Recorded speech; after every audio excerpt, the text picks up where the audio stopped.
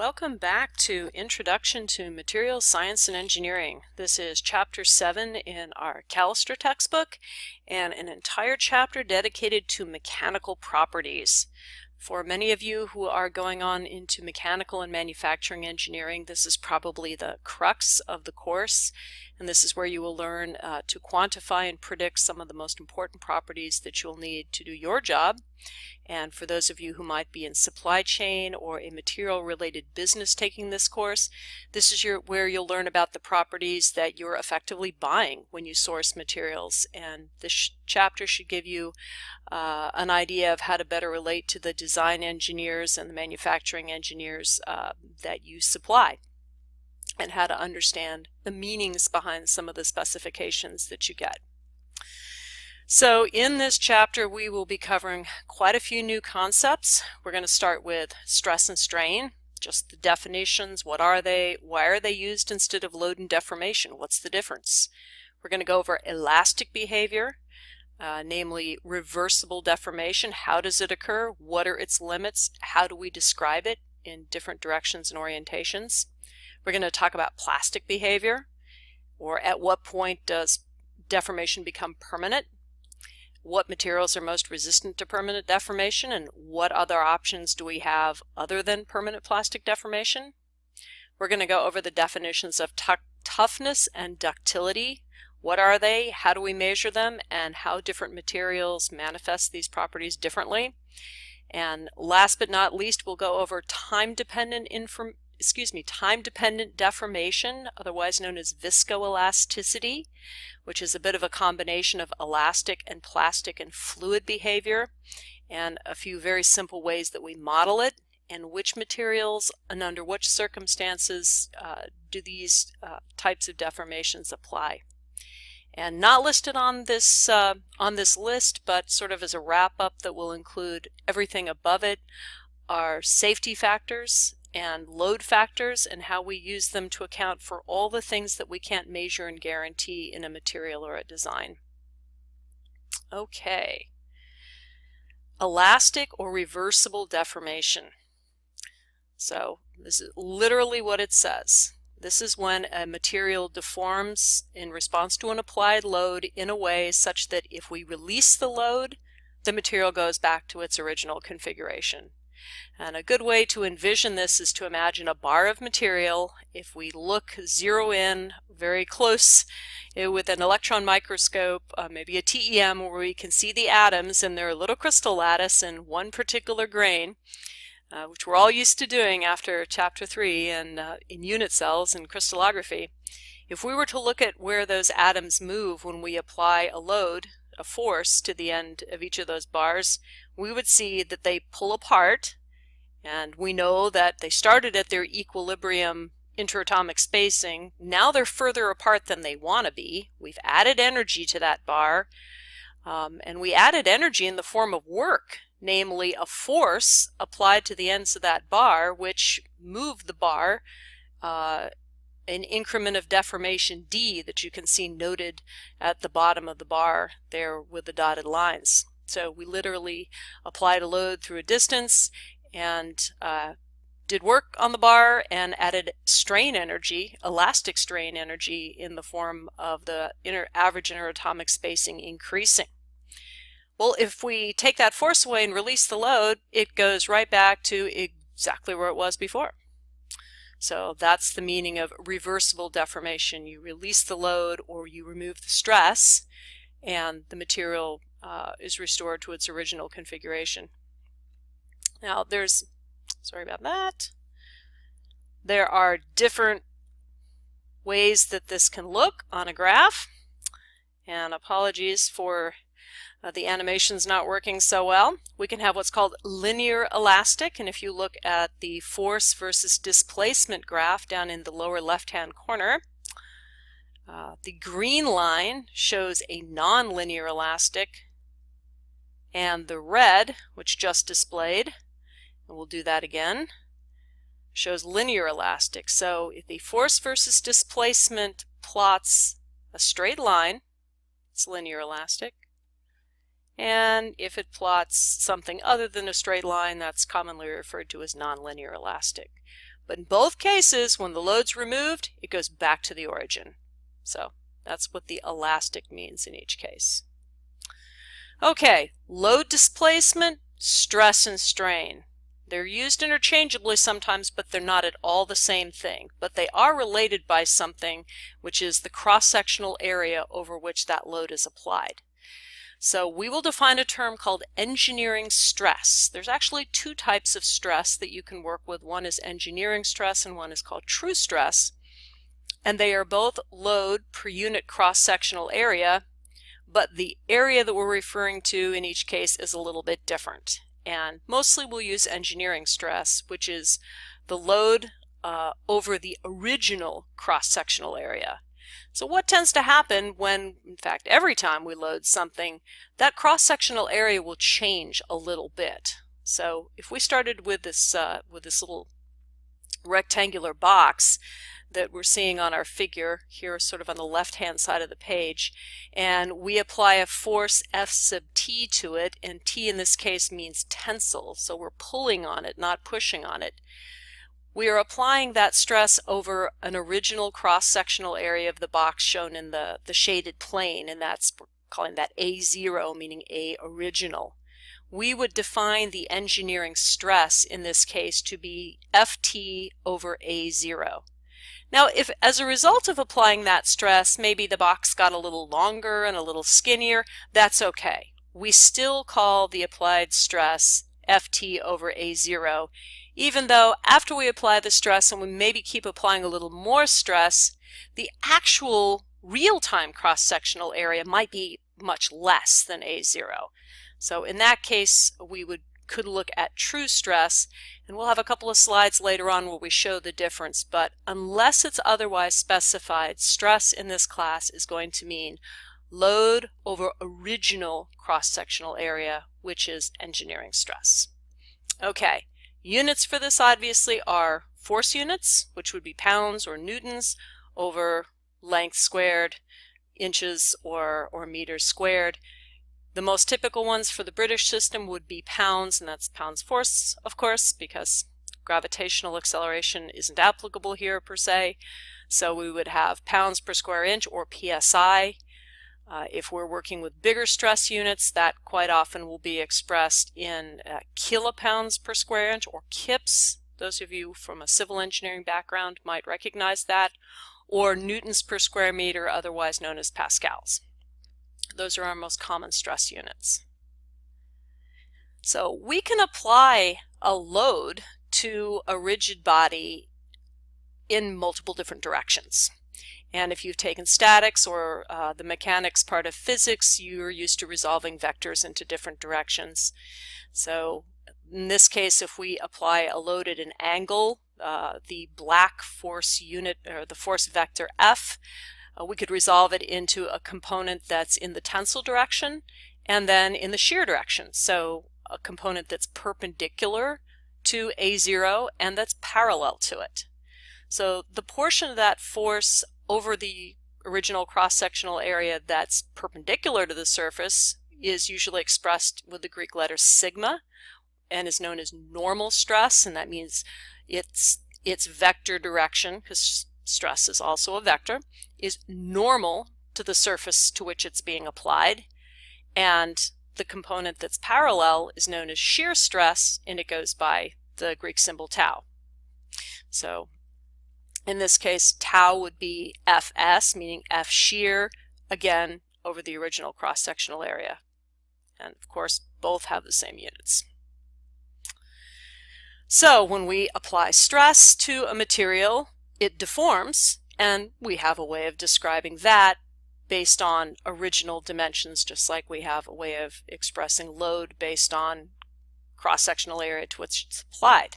And so that's called strain. So just like we had engineering stress and true stress, we have engineering and true strain. And again, we'll mainly be working with engineering strain.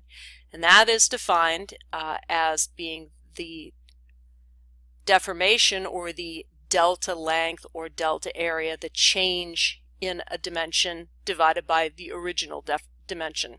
Excuse me.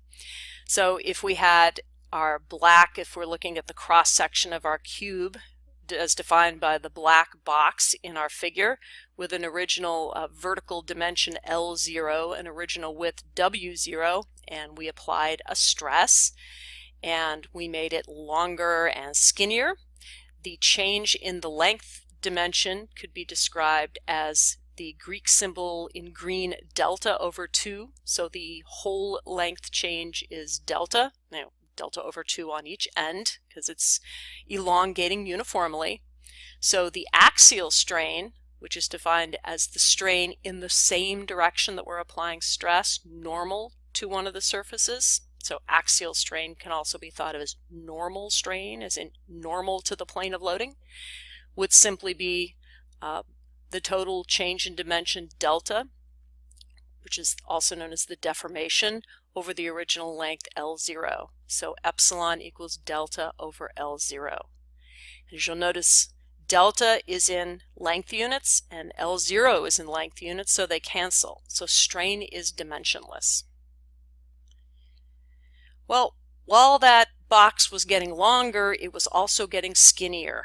And that's almost universally true of materials that don't undergo a phase change that's the result of applied stress. And we'll find another elastic constant that, that refers to that ratio of axial and lateral strain, but we can also just define lateral strain in terms of the change in dimension perpendicular to any applied stress over the original width. So it literally has the same definition, but in this case it's not in the direction of applied stress. It's at 90 degrees to it. Otherwise the same, and again dimensionless. And in this case, to express it as a positive value, we put a negative sign, because being that it is at 90 degrees to the applied stress, it will tend to shrink. So the delta L, or the lateral deformation, lateral to the direction of applied stress, is almost always negative. It's shrinking in that dimension over its original dimension. So lateral strain is defined as a positive value when the negative of the deformation is expressed over the original dimension, because delta L is usually negative.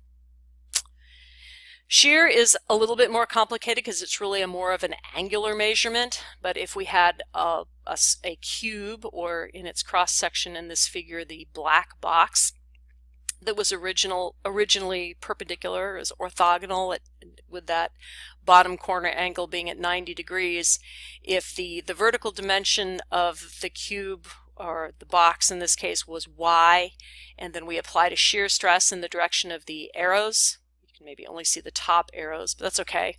We can still apply shear stress if we hold the bottom fixed and apply a stress across the top. Because it's in static equilibrium, obviously we have an opposite unequal reaction on the bottom. We know from physics. We will get a shearing, and so that top surface will displace. It will stay the same length, and we will get a shear displacement at the top of delta x in width. And so the shear strain is then defined by the angle delta x over y, which effectively the tangent of the angle. So gamma, the shear strain, is the tangent of the resultant angle from an applied shear stress, or in this case delta x over y. So original length being the denominator underneath the lateral displacement.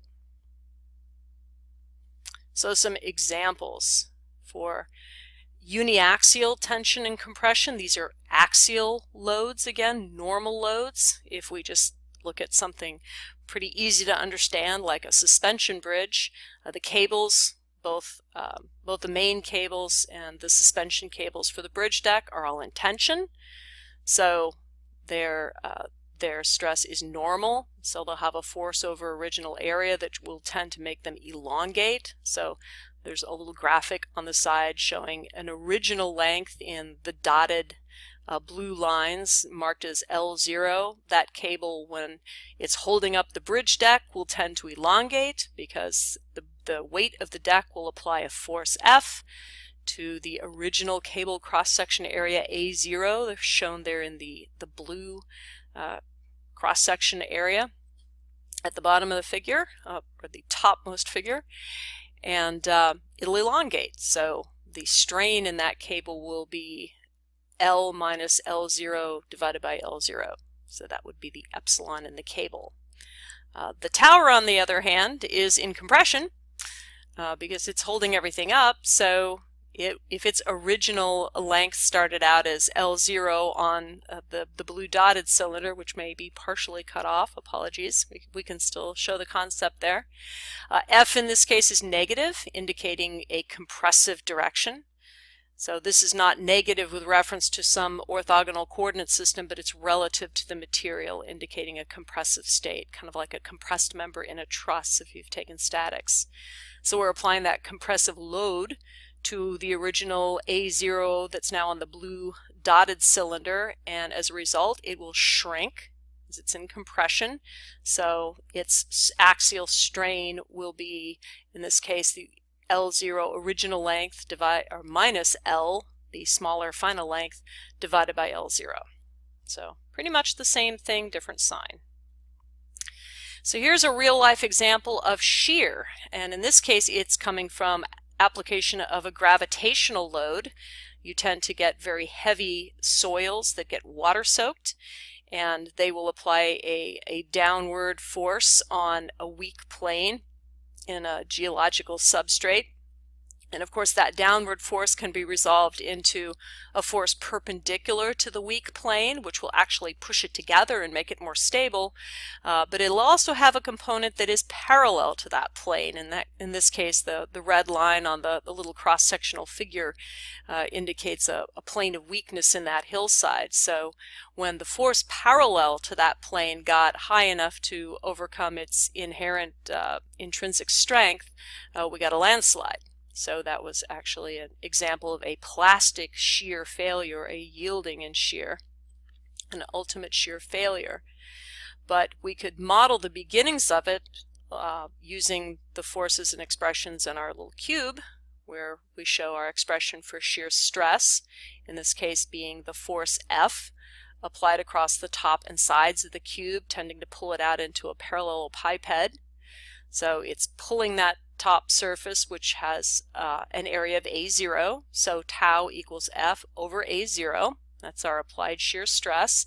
And then our shear strain is tan theta, which would be the difference, in the top dimension between the dotted blue line and the beginning of the red onset line, divided by the vertical length of the blue line, just like we had on the previous page.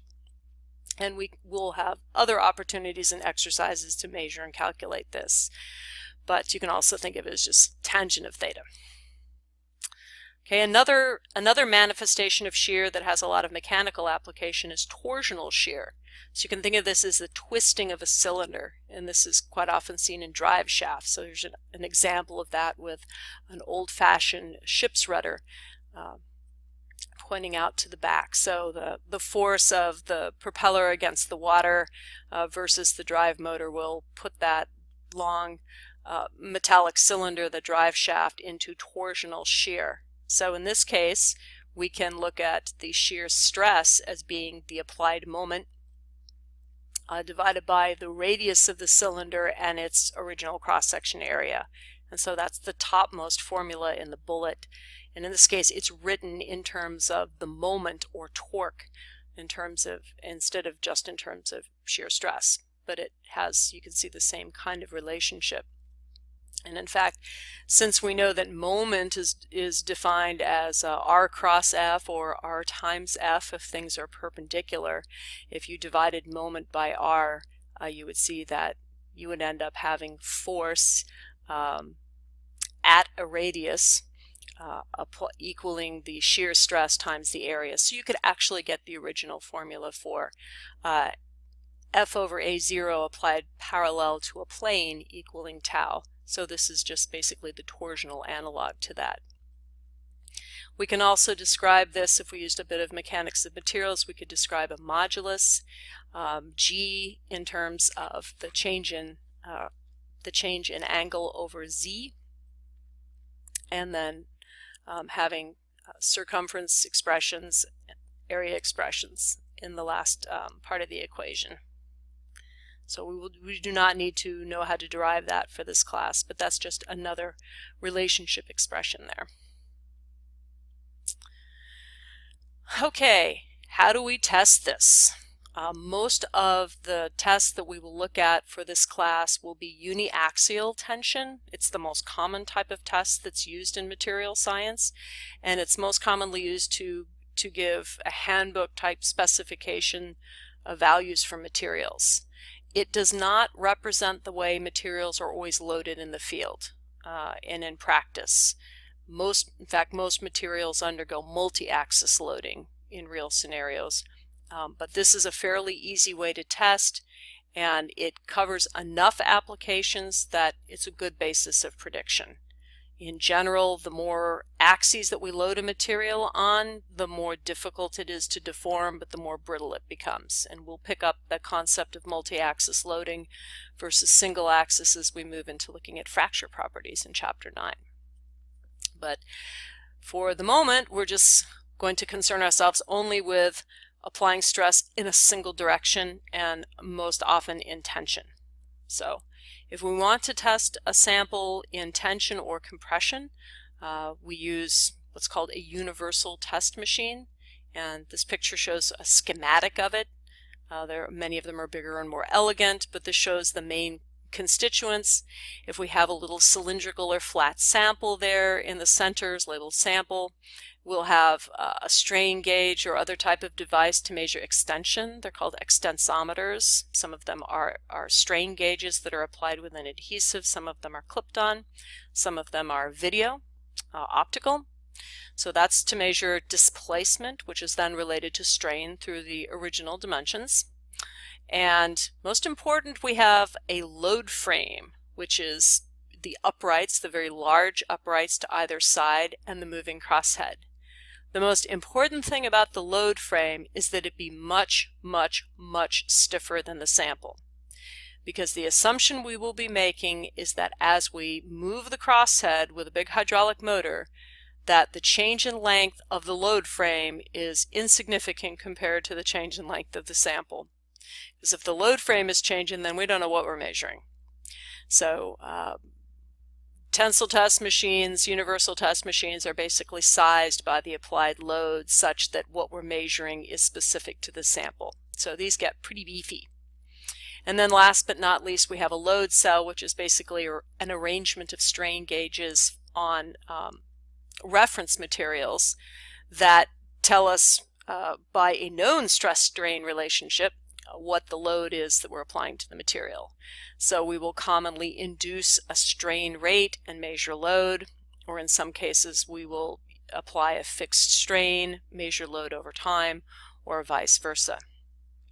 So most of the tests we'll look at are controlled strain rate and resultant load measurement, and we will be looking at all the different properties that we can get from that type of test condition. The test conditions, the parameters of the tests, specifications of the instruments, and most importantly the sample dimensions and other specifications are usually controlled by ASTM standards or other professional society and industry standards. And this has allowed an accumulation of a tremendous amount of empirical data, which has allowed us to work out the kinks and errors inherent in testing. So these have become, for most materials, extremely reliable tests and very discriminating. So when a vendor or a supplier or a research firm comes up with a new type of material, quite often there's very reliable ways of comparing them to older materials. So this is an advantage for those of us who are looking to purchase or specify materials that already exist, and also give good guidelines of comparison to see how a material you might be developing compares to what's already out there. Okay, things we can measure with a uniaxial tensile test. Linear elastic properties. So we're going to start with just elastic. Eventually, we will look at materials that go beyond elasticity where they will undergo permanent deformation. This is what all of those dislocations that we discussed back in Chapter 5 end up accomplishing for us. But right now, we're going to only concern ourselves with reversible deformation. And so it's called the elastic regime. And so we're going to apply stress, which if you look at the center plot is denoted as an S. S quite often means the same thing as the Greek symbol sigma. Excuse me, too many sibilants here. So it's on the Y in pascals or pounds per square inch, and then we have strain, which is the E on the x-axis. So as we apply a tensile stress, we get an elongation, we have a positive strain, and so we're basically tracing the path upward along a straight line. If we applied a negative tensile stress, which would be a compressive stress, we would get a negative strain, and then it would return to the origin. So we could just rock back and forth on that double-headed arrow and squish our cube and stretch our cube, and it would keep coming back. So if we wanted to know the slope of that line, E, we could measure it right from the plot, and that would define a very important material property called modulus of elasticity. It's also known as Young's modulus, and it is the slope of the stress-strain plot of a uniaxial tensile test in the elastic regime only. It doesn't have anything to do yet with lateral strain, even though we're showing it over on the right-hand side. So first major material property that comes from stress-strain tests that you need to remember is modulus of elasticity. So that's the ratio of applied stress to measured strain in the axial direction. So you've seen this before for Chapter 1 in the material classes, but we're just showing a little bit more detail. This a Young's modulus or moduli comparison across different material classes. So we can see we have metals again clustered up at the end, ranging from 400 gigapascals to down to 40, kind of a 1 order of magnitude range. Broader range for ceramics with diamond topping the list and graphite at the bottom, probably in the interplanar direction. Polymers down there at a couple orders of magnitude less and scraping the bottom, and then composites, everything in between, with a lot of variation whether or not we're parallel or perpendicular to the reinforcement fiber. And that's a concept we'll definitely pick up again when we discuss composites specifically. So when you look at the y-axis, something important to remember is general order of magnitude, and that's gigapascals.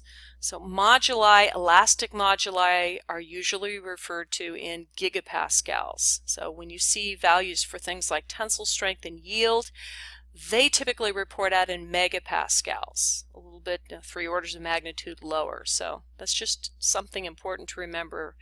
You should expect, if you've got a metal or a ceramic anyway, to be seeing values in the gigapascal range. So if you see something significantly lower, that ought to be ringing some alarm bells, and you might want to wonder if there was a misprint or something in vendor literature if that's what you're seeing. Okay, well, what about sideways? We noticed if we pull on something, it tends to get skinnier. Can we say something about that? Can we quantify that? Yes, we can. There is another material characteristic that is literally the ratio of the strain in the lateral direction to the strain in the axial direction. And in this case, again, axial and lateral being the direction of applied normal stress versus anything at 90 degrees to it. So this would be the axial and radial directions, respectively, for like a cylindrical part. Axial being the axis of the cylinder and radial being out the radius, any radius. They're all at 90 degrees to the axis. Since lateral strain is negative if we have a positive axial strain, and we want our Poisson's ratio to be a positive number because it's easier to catalog positive numbers, we define that as literally being the negative of E lateral or epsilon lateral to epsilon. And values for Poisson's ratio tend to range from about 1/3 for metals, 1/4 for ceramics. Polymers tend to be higher. Something interesting if you start comparing other elastic constants to Poisson's ratio, and they are all related. We'll go over a few of them in the next few slides. But if Poisson's ratio approaches 1/2, the bulk modulus, which is the relationship between pressure and volume change, goes to infinity. And an infinite bulk modulus is another way of saying a material is totally incompressible. And we know that materials that are incompressible tend to be fluids. So something interesting about rubbers is they tend to have very, very high Poisson's ratios approaching 1/2, so they tend to behave like fluids. So that's something to remember when you're designing with elastomers and rubbers. In order to ensure that your Young's modulus and shear modulus and bulk modulus are all positive, which is again pretty much a requirement unless you have a phase change that's induced by mechanical stress, which is very much the exception. Typically, all of these moduli, these ratios between applied stress and strain, are all positive. If I yank on it, it gets longer. If I squeeze it, it gets shorter. In order for that to happen, Poisson's ratio has to be between 0 and 1/2. So those end up being sort of the mathematical limits if we assume positive values for everything else. So speaking of those other constants, here's other definitions for even more elastic constants, because we apply other types of stress to materials. So if I take a cylinder and instead of stretching it or squeezing it, I twist it, I apply a moment or a load at a radius. I can apply a shear stress, and I can measure shear strain, which would be, of course, the tangent of the angle between that dotted green line and the vertical black line over on the little cylinder diagram on the upper side there, where moment's being applied. And that is analogous to Young's modulus, and it's called shear modulus G, and it's the ratio of shear stress to shear strain. So again, it's a real simple line equation with no b, y equals mx, no b. And if we go out into 3 dimensions and we look at the volume change as a ratio to original volume as a function of pressure, we'll see that it has another constant, and that's called the bulk modulus. And this is, again, just like was the case of Poisson's ratio, since applying pressure always leads to a negative volume change, we want to have K be a positive number generally, so we define it in terms of a negative, and that's just a courtesy that says if I apply a positive pressure, I will end up getting a negative volume change. It makes the equation a little bit easier to catalog.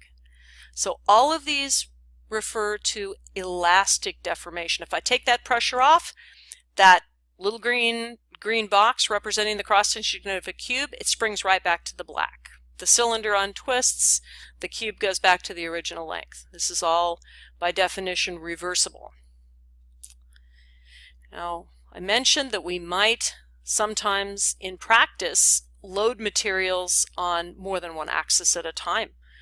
Maybe I've got a little cube and maybe I want to squeeze it in 2 directions at once.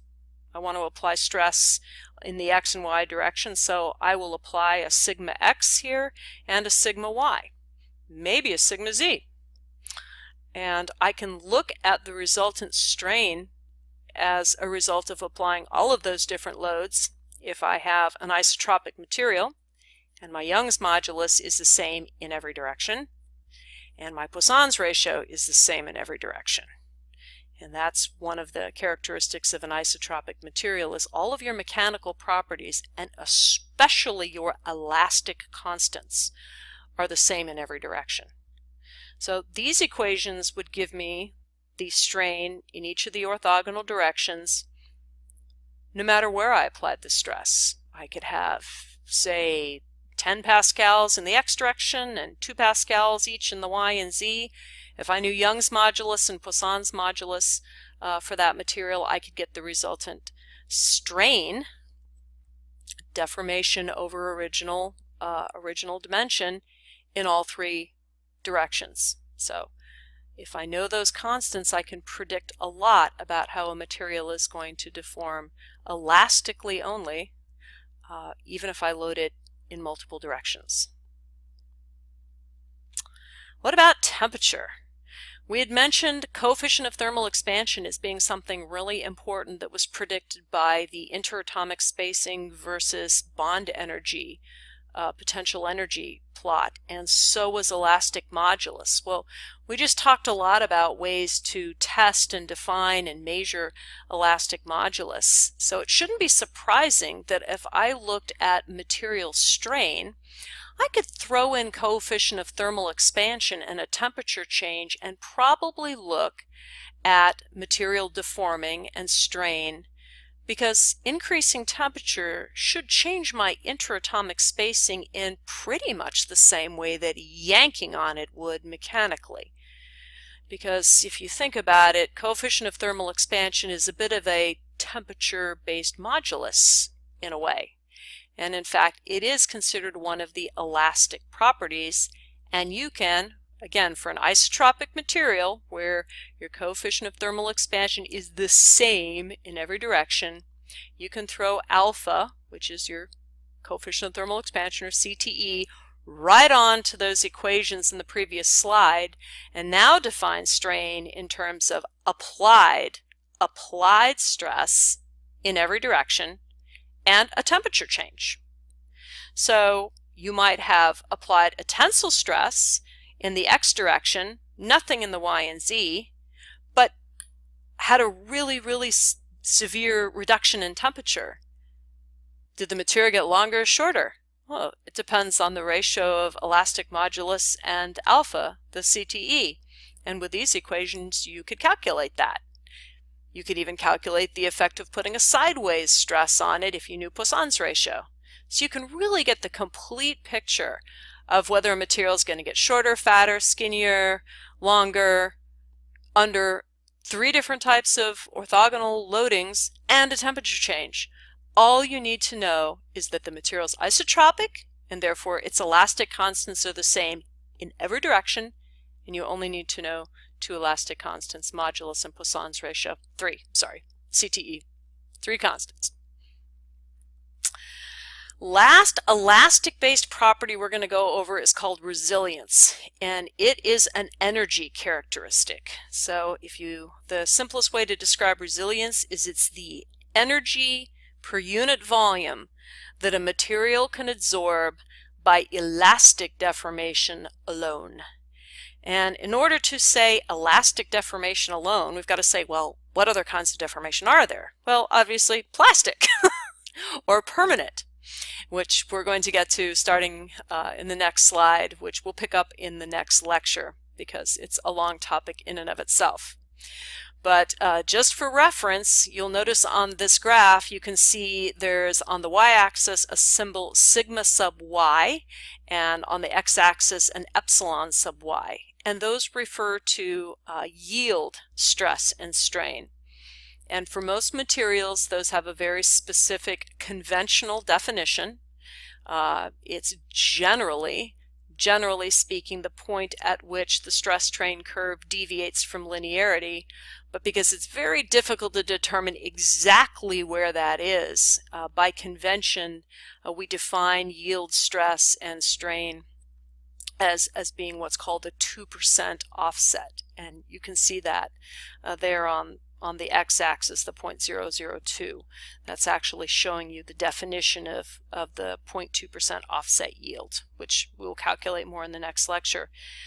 But the area under the curve up to that point is effectively the elastic strain energy of the material, which is also known as the resilience. And if you had a function for stress versus strain, maybe it's mostly a line, just linear function, and you integrated that function from 0 to the yield strain, integrated along the y-axis, and integrated your stress, as your y function, integrating along the x-axis to your y function with respect to strain there.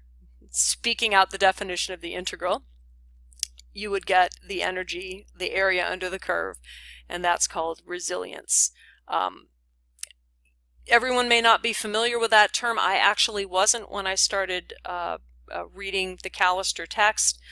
You may have heard about it just in terms of elastic strain energy, and that's probably as good a way as any to refer to it. It's differentiated from plastic strain energy by the term toughness or fracture toughness, which typically refers to the entire area under the stress strain curve all the way out to fracture. And so we'll look at different materials and the relative areas under those portions of the stress strain curve. But just for our purposes, remember that resilience refers to elastic strain energy or the area under the curve in the elastic portion alone. So that will conclude our discussion of elastic mechanical properties, and that'll end this particular lecture, and we will pick up the next lecture starting with yield and plasticity and ways of characterizing the permanent deformation part of our uniaxial stress strain curve.